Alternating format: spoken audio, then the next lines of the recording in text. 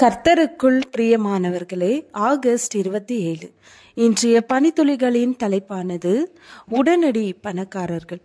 வசனம் நீதிமொழிகள் 21வது அதிகாரம் 5வது வசனம். ஜாக்கிரதையுள்ளவனுடைய நினைவுகள் செல்வத்துக்கும் பதறுகிறவனுடைய நினைவுகள் தரித்திரத்துக்கும் ஏதுவாகும். ஒரு மனிதனிடம் இருக்கும் பணத்தை வைத்து உலகம் அந்த மனிதனுக்கு கொடுக்கும் மரியாதையின் அளவை மதிப்பிடுகிறது. பணம் வைத்திருப்பவர்களை இந்த உலகம் திரும்பி பார்க்கிறது. பணம் இருப்பவர்களிடம் உறவுகள் தேடி வரும். பணம் இல்லை என்றால் பாசமும் இல்லை. காலம் இவ்வாறு இருப்பதால் எப்படியாவது பணத்தை சம்பாதித்து விட வேண்டும் என்று எல்லோரும் வேகமாக சம்பாதிக்க ஓடுகின்றனர். கடினமாக உழைத்து கொஞ்சம் கொஞ்சமாக சேர்த்து வைத்து அதை ஞானத்தோடு சேமித்து வைக்க வேண்டும் என்ற எண்ணம் இன்றைய தலைமுறையினருக்கு சற்றும் கிடையாது. உடனடியாக பணக்காரனாகி விட வேண்டும் என்ற கனவில் ஒரேடியாக உட்கார்ந்து தங்கள் நேரம் முழுவதையும் பணமாக வர்த்தகம் செய்கின்றனர். இல்லையேல் யாரையாவது நம்பி அதிக லாபத்துக்கென்று எதையாவது செய்து ஏமாந்து போய்விடுகின்றனர். பணம் சம்பாதிப்பதினாலும் சம்பாதித்த பணத்தை செலவழிப்பதிலும் ஜாக்கிரதையாயிருப்பவர்கள் மட்டுமே பணத்தை சரியாய் கையாள தெரிந்தவர்கள்.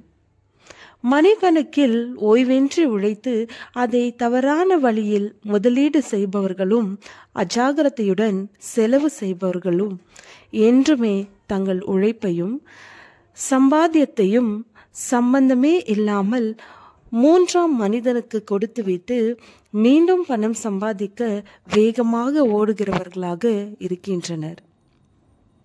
போதும் என்கிற மனதுடனே கூடிய தேவ பக்தியே மிகுந்த ஆதாயம்.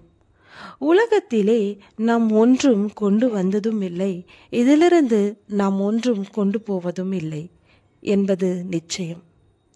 உண்ணவும் உடுக்கவும் நமக்கு உண்டாயிருந்தால் அது போதும் என்றிருக்க கடவோம். பணத்தை சம்பாதிக்க பலத்தை தருகிறவர் கர்த்தர். என் சாமர்த்தியமும் என் கைபலனும் இந்த ஐஸ்வர்யத்தை எனக்கு சம்பாதித்தது என்று நீ உன் இருதயத்தில் சொல்லிக் கொள்ளாமலும் இருக்க எச்சரிக்கையாயிருந்து உன் தேவனாகிய கர்த்தரை நினைப்பாயாக. அவரே உன் பிதாக்களுக்கு ஆணையிட்டு கொடுத்த தம்முடைய உடன்படிக்கையை உறுதிப்படுத்தும்படி இந்நாளில் உனக்கு உண்டாயிருக்கிறது போல ஐஸ்வர்யத்தை சம்பாதிக்கிறதற்காக பலனை உனக்கு கொடுக்கிறவர். உபாகமம் 8வது அதிகாரம் வசனம் 17-18. அந்த பணத்தை எவ்வாறு செலவு செய்ய வேண்டும் என்ற ஞானத்தை தருகிறவரும் கர்த்தரே.